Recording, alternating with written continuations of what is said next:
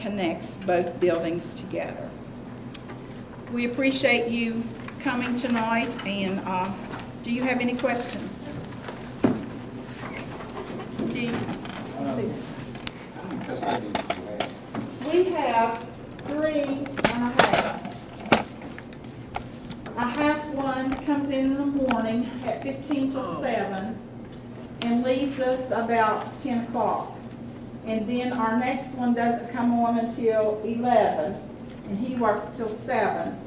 And then I have 2 other ones that come in the afternoon from 2 until 10. This person is here from 11 to 7, did you say? Yes. All right, it's a lot of time, a lot of their time taken up here. Yes, in the cafeteria, absolutely.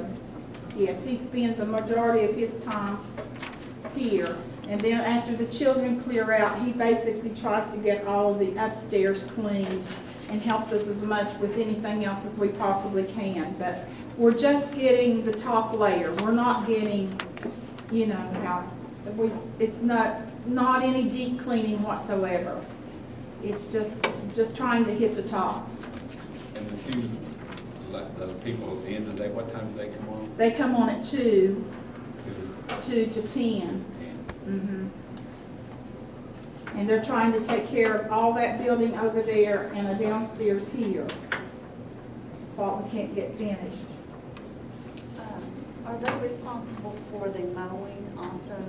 and weeding? Yes, I thank goodness Charlie Elkins mows the big lot out front. He takes care of that. And then the rest of them are trying to keep the other parts of it mowed. It's all we can do is to keep up. We're not keeping up very well.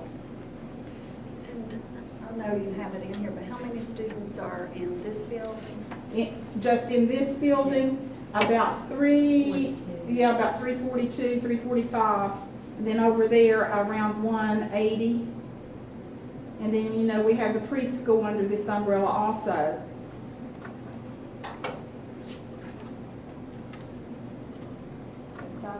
Approximately 522 plus the preschool.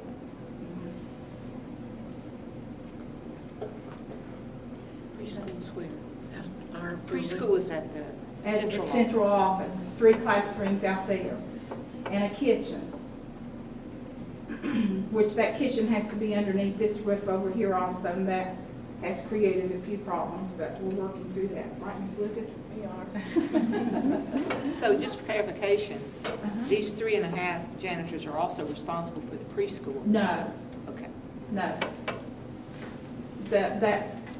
My halftime lady in the kitchen, she's considered halftime, and then halftime janitor over there. I'm sure that's something that we can look at in the central office, you know, at a later date. It's really something that we need. And these windows on the elementary side are in terrible shape. If there's any money that comes through from some sort of a large grant or something, it would be really nice if they could have some windows. Ms. Faulkner, your halftime position, is that the one that's over to the central office? No, I have a halftime, he's substituting right now, but he comes in at 15 till 7 and cleans a few little rooms over here, and then he does the breakfast here, and then we grab him for bathrooms over on the elementary side after they've been through their little bathroom routine in the morning. And he's just busy all the time. Who's in charge of snow removal? You? We are. We are on a different schedule. Yeah. I have to try to work it out on a rotation basis and see which one's coming in.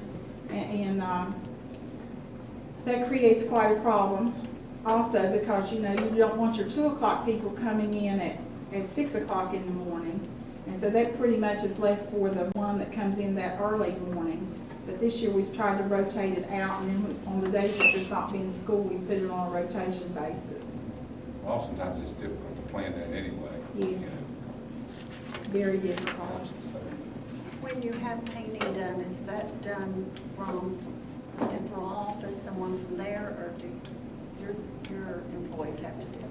Want me to be perfectly honest with you? I've never seen a crew come in and paint a room. it's basically, we just try to grab somebody and ask, would somebody volunteer to help us paint? It would be so nice if the board had a crew in the summertime that would, not the young people I'm talking about a crew of adults that would go in and could paint and leave it cleaner than when you leave than it is when you go into it. You know, sometimes children, if you get a young painting crew of children, they make a bigger mess. And when you're trying to keep everything up to date or whatever. But a lot of teachers paint their own rooms, that's not fair to ask them to have to do that. But that seems to be something that is pretty much here. Do you have anything to say on that? Yes, visiting all the schools, I met with Mr. Smith to discuss, did he have a paint crew or is there any people on the maintenance staff that are good, qualified to do that? There isn't anyone. I think it must have been sometime back, there might have been the paint crew. Most school systems that are this size or even the system I came from, we didn't have a paint crew, so we ended up contracting, because you're not supposed to paint when students are present anyway, so we'd contract that out in the summertime for people to come in and address buildings at a time. But Mr. Dana has identified a couple substitutes who he thinks are good at painting, and he's been calling them out to do some painting at different schools. I don't know if he has a priority list of where he wants to address, but you might want to, of course, the whole facility, I don't know how you would address that, but if you have some particular areas, you might want to contact him about it. Well, Or if you have someone on your staff that you think could do a good job, you just can't ask anybody to paint because it would look worse right, than when you started. it's just, I will say this. Sometimes to get things done, it takes an awful long time. I've been trying to get 2 bathrooms cleaned out over to the middle school side upstairs that had been used for storage rooms for about 10 years. It's taken me all year and I still don't have them together yet. And you submitted that to that? Yes, sir, it's been submitted since a long time ago.